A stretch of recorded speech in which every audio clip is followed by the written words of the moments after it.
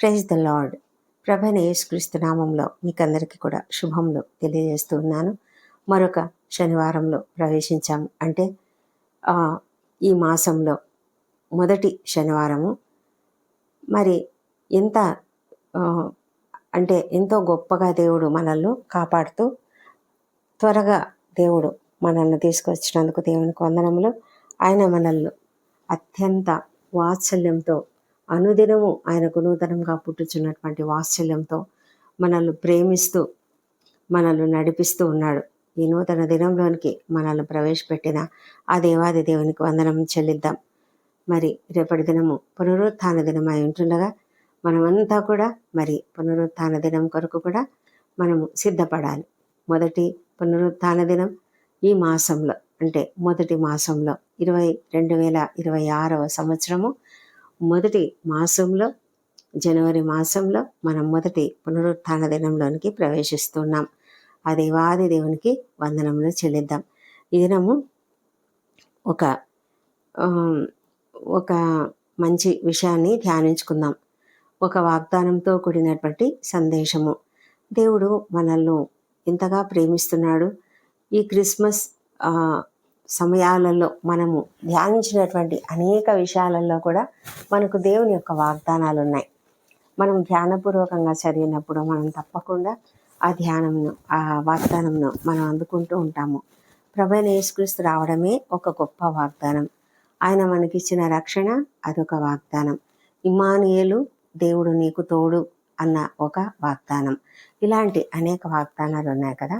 మరి ఈ దినము దేవుడు మనతో మాట్లాడుతున్నాడు. ఏంటంటే, యోసేపు నిద్ర మేలుకొని ప్రభుదూత తనకు ఆజ్ఞాపించిన ప్రకారం చేసి తన భార్యను చేర్చుకొని ఆమె కుమారుని కనువరకు ఆమెను ఎరుగకుండెను.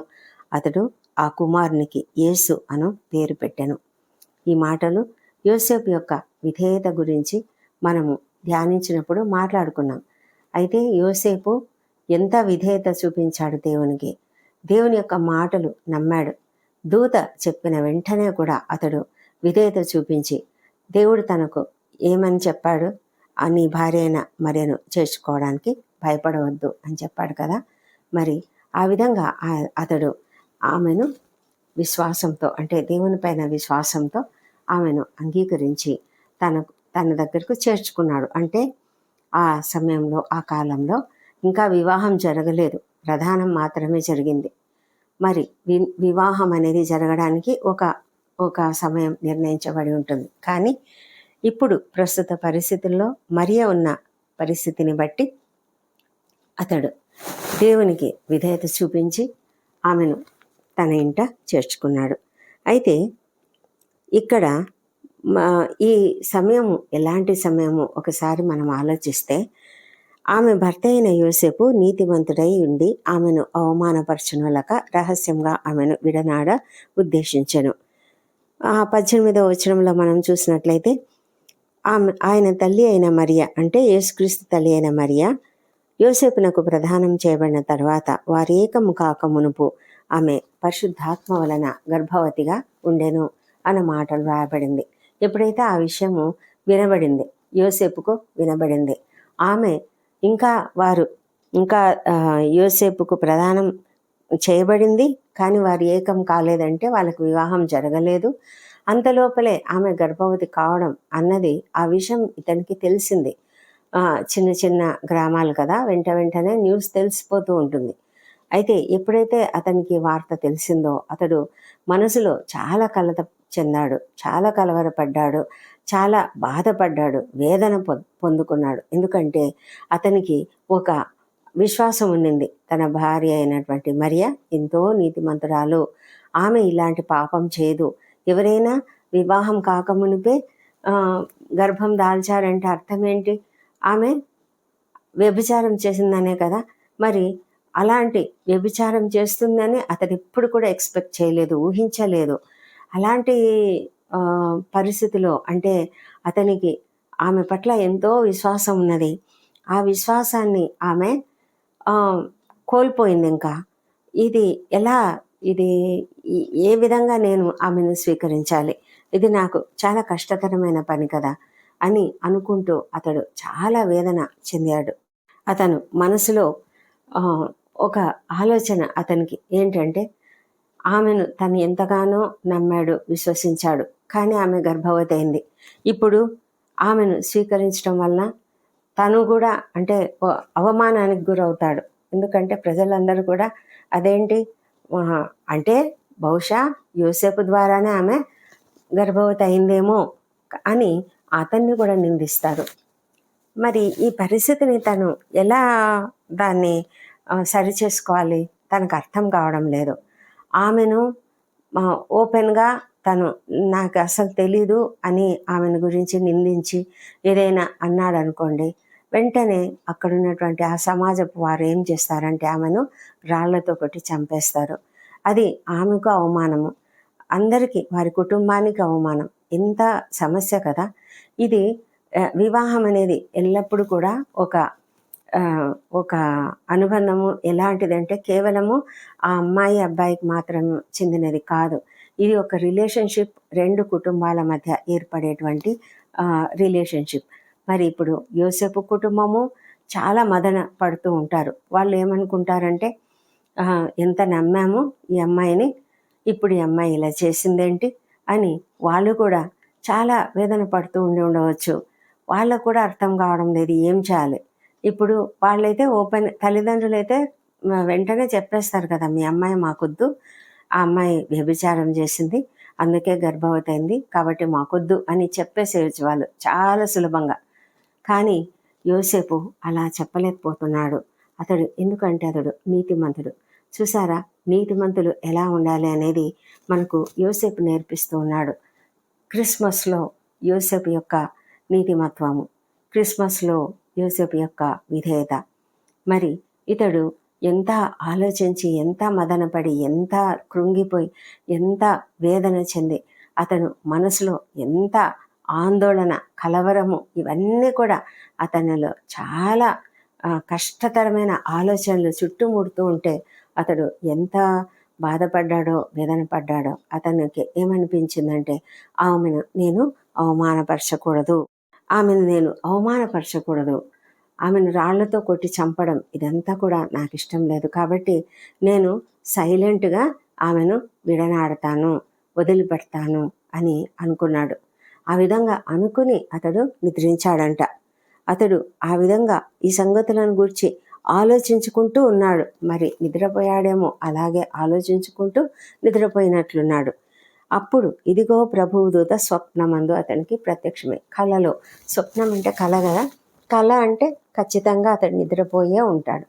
ఆ నిద్రలో అతనికి దేవదూత కనిపించాడు.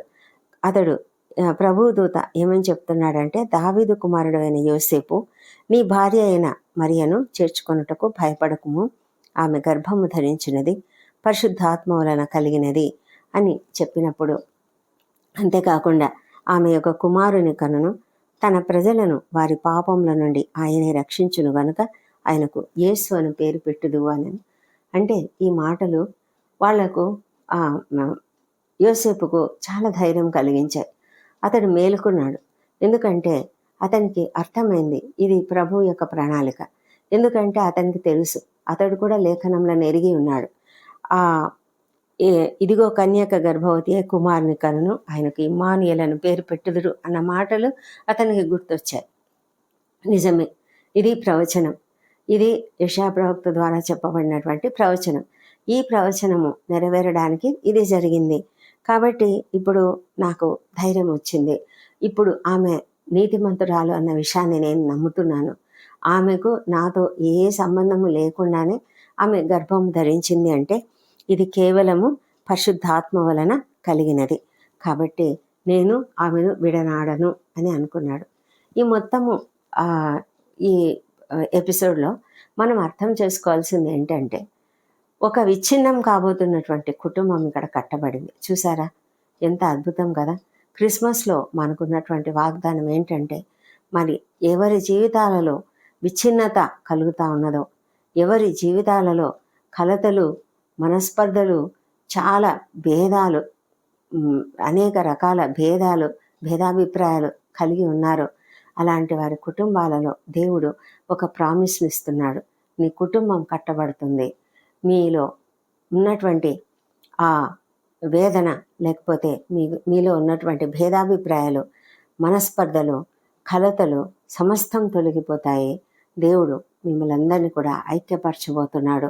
ఈ ఉదంతంలో మనకు అర్థమవుతున్నటువంటి ఒక గొప్ప సత్యము, ఒక గొప్ప వాగ్దానము, మరి చదువుతున్నటువంటి ఈ మీరందరూ కూడా వింటున్నటువంటి ప్రతి శ్రోత, మరి అలాగే ఈ వ్యూయర్స్ ఎవరైనా సరే, ఈ ప్రార్థనలో ఏకీభవిస్తున్న ప్రతి ఒక్కరికి కూడా దేవుడు ఇస్తున్నటువంటి వాగ్దానం. దేవుడు మిమ్మల్ని కడుతూ ఉన్నాడు, మీ కుటుంబాన్ని కడుతూ ఉన్నాడు. మీలో ఉన్నటువంటి కలతలు తొలగిపోతున్నాయి, మీలో ఉన్నటువంటి మనస్పర్ధలు తొలగిపోతున్నాయి. మరి ఏ విధంగా అయితే దూత ఇంటర్వ్యూన్ కావడం వలన మరియ గురించి యోసేపుకున్నటువంటి ఆ మనస్పర్ధ ఏదైతే ఉన్నదో, ఆ అనుమానం ఏదైతే ఉన్నదో, తనకున్నటువంటి డిఫరెంట్ ఆలోచన ఏ విధంగా ఉన్నదో దానిని దేవుడు తొలగిస్తూ ఉన్నాడు.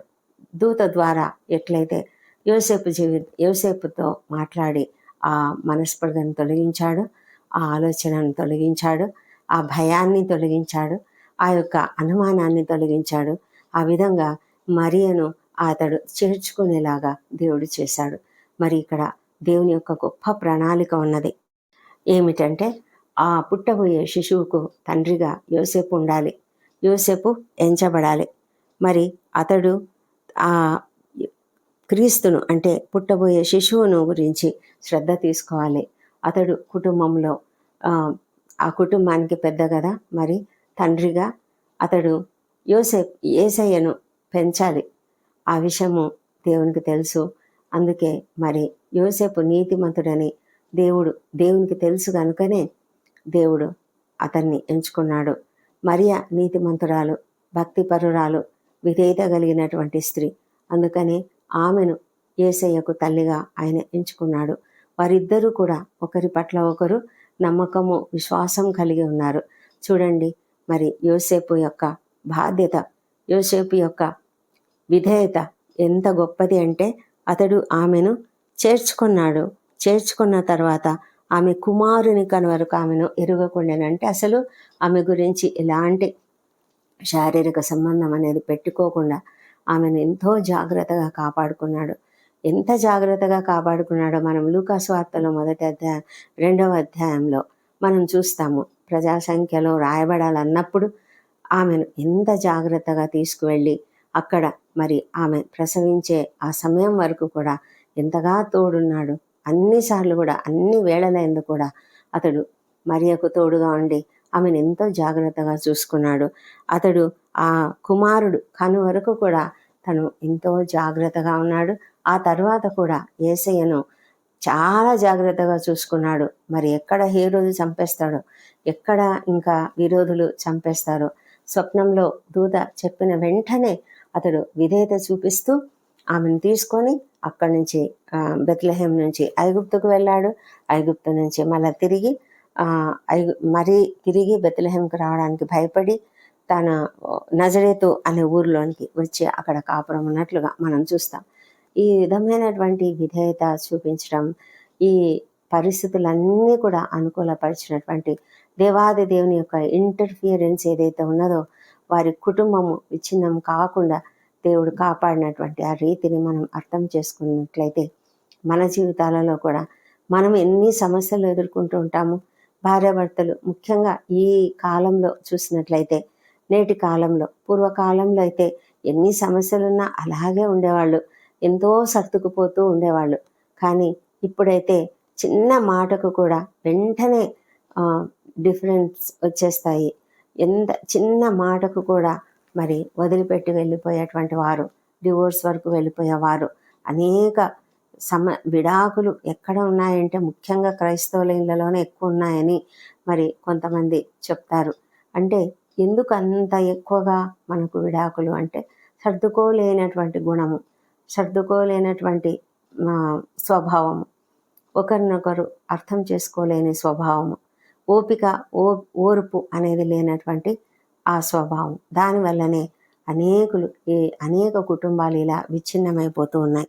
అలా విచ్ఛిన్నం కావాలని సాతాను చాలా కోరుకుంటాడు. ఎందుకంటే కుటుంబ వ్యవస్థ అనేది దేవుడు ఏర్పరిచినటువంటి వ్యవస్థ. ప్రతి కుటుంబం కూడా సంఘంలో ఒక రాయిగా ఉంటుంది. ఆ ఒక్కొక్క రాయి చేర్చబడితేనే సంఘం కట్టబడుతుంది. మరి కుటుంబాలు విచ్ఛిన్నమైపోతే అది సంఘంలో ఎంతో లోటుగా ఉంటుంది. ఆ సంఘంలో ఒక వ్యాక్యూమ్ ఏర్పడినట్లు, మరి ఆ కట్టడంలో నుంచి మధ్యలో నుంచి ఒక ఇటుక తీసేసినట్లుగా. అయితే అలాంటి పరిస్థితి జరగకూడదు.